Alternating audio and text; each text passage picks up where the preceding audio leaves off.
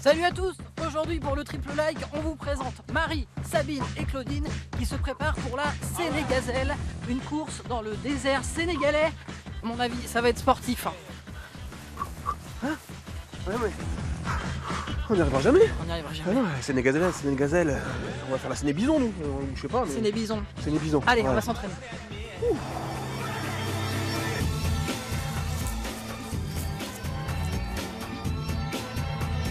Première bonne raison d'être fier de la participation de Marie, Sabine et Claudine à la Sénégazelle, eh bien c'est tout simplement le défi sportif qu'elles se sont lancées. C'est Claudine qui va nous en parler. Vous allez faire 5 fois 10 km par jour, c'est ça à peu près?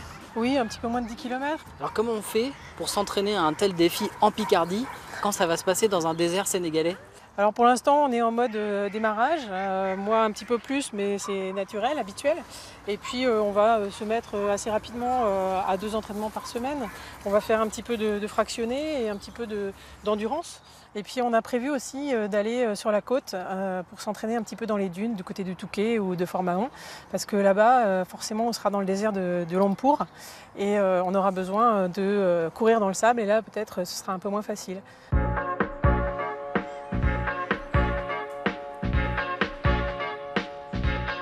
La deuxième bonne raison d'être fier du défi que se sont lancés Marie, Sabine et Claudine, eh bien, c'est pas seulement un défi sportif, c'est aussi une action humanitaire.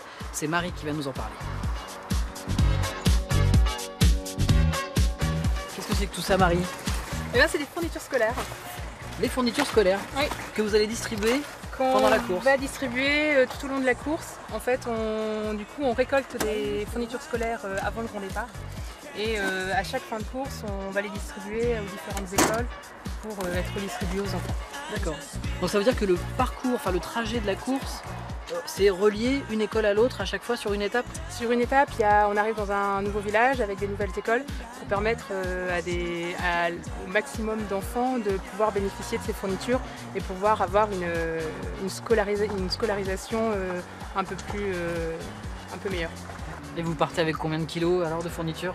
On part avec 46 kg chacune, soit un peu plus de 120 kg pour nous trois. Depuis que la Sénégazelle existe en 2007, 15 tonnes de fournitures ont pu être distribuées à 20 000 enfants.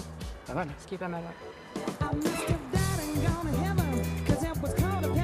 Et notre troisième like, eh bien, c'est que ce voyage, ce défi sportif sera aussi l'occasion d'échange et de partage. C'est Sabine qui va nous en parler. Le partage donc, il commence entre nous, toutes les trois, donc pour les entraînements, pour relever le défi.